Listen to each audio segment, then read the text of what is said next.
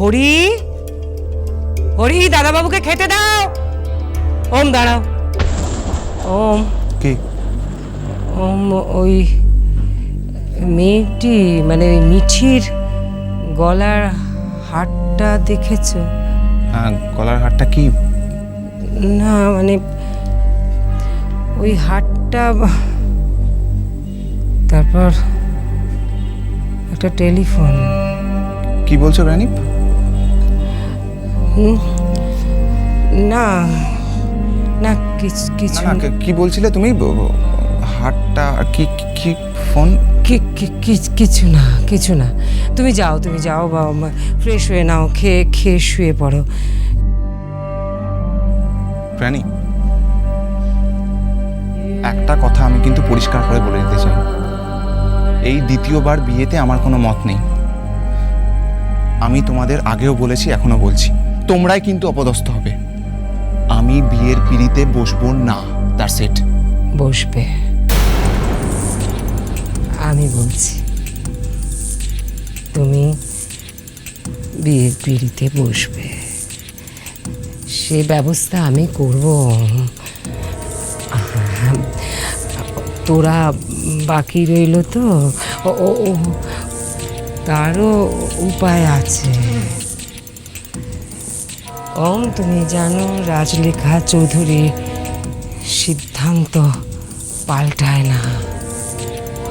আমি যা চাই তা হবে, তুমি তা খুব ভালো করে জানো।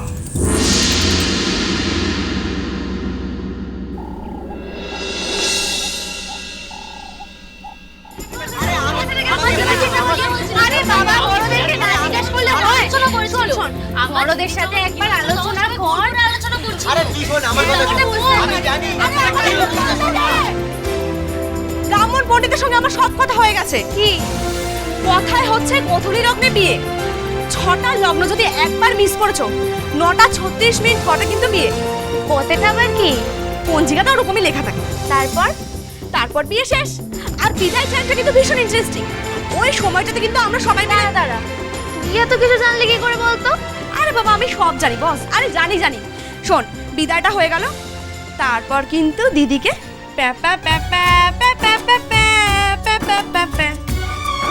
আমার দিদি তখন কাঁদছে, সবাই কাঁদছে, সবার চোখে জল। গাড়িটা চলে গেল, দিদিও শ্বশুরবাড়ি চলে গেল। তারপর মাঝখানে একটা বিষয় তো বাদ দিয়েই চলে গেলি। কি? আরে মাঝখানের বাসরটা।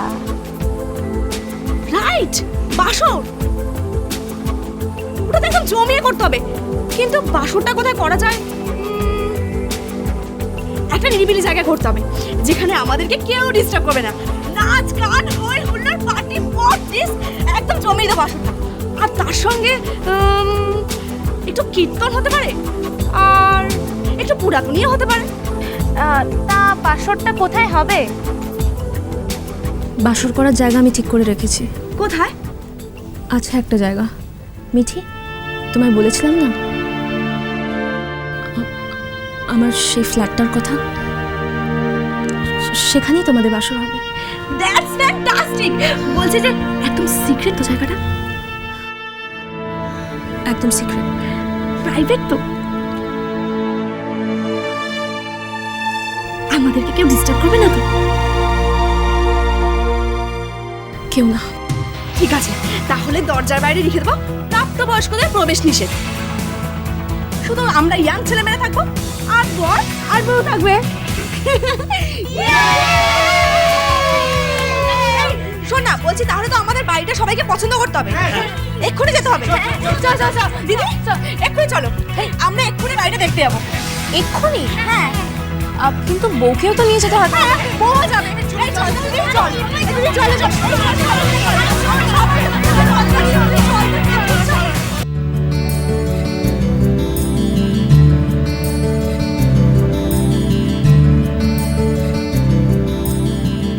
Wow, beautiful. দারুণ ফ্ল্যাটটা, খুব সুন্দর। ফাটাফাটি দেখতে।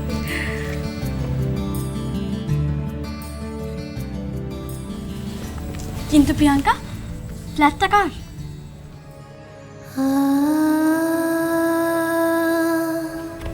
ধরে নাও আমারই।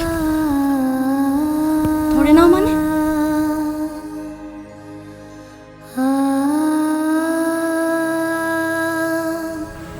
আমি চাই এই বাড়িতেই তোমার বাসর হোক।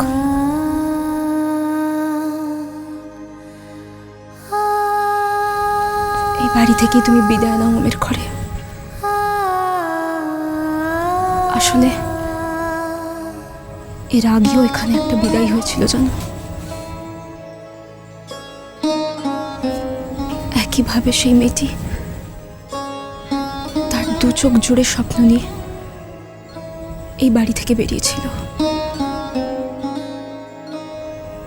তার বাবা মা খুব কেঁদেছিল জানো। আর তার স্বামী, তার স্বপ্নের রাজকুমার, তাকে নিয়ে সে একটা মস্ত গাড়িতে চেপে তার শ্বশুর বাড়ি চলে গেল। কার কথা বলছো?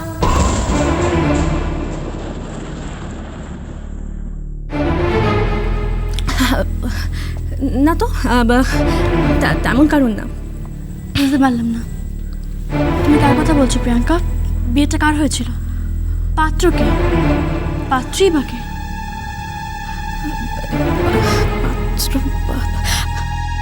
আরে আরে আমিও না, মানে ওই বলেছিলাম না নাটক হয়েছিল, চিনি তো মনে আছে, বলেছিলাম না ওইটারই কথা।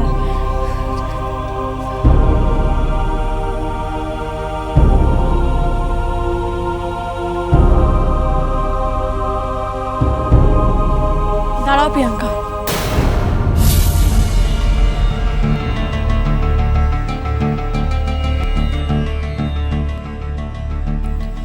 তুমি কি বলছো আমি কিছুই বুঝতে পারছি না। তোমাকে না আমার খুব অদ্ভুত লাগে জানো। তোমার সঙ্গে আমার আলাপ হয়েছে ঠিকই, কিন্তু তোমার সম্পর্কে আমি কিছুই জানি না। তুমি মাঝে মধ্যে বিয়ে ঠিক নিয়ে কিসব কথাগুলো বলো, এসবের মানে কি?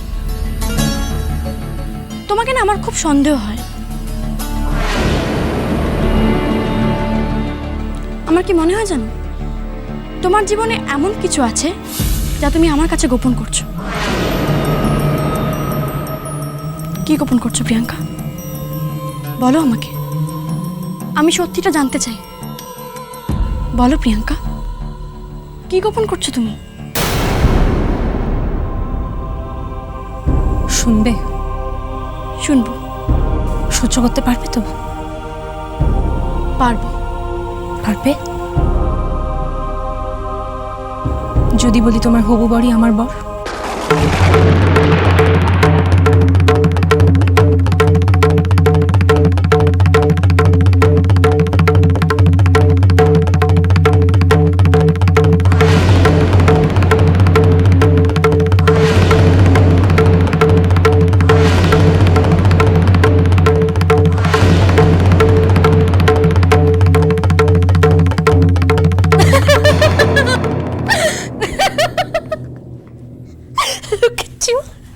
কি ভয় পাইয়ে দিলাম তো? কেমন দিলাম? Priyanka, it's too much. তুমি তুমি আমার সাথে আর কি করছো? আমি তো এক সেকেন্ডে ভাবলাম তুমি সত্যি কথা বলছো। তোমাকে না আমি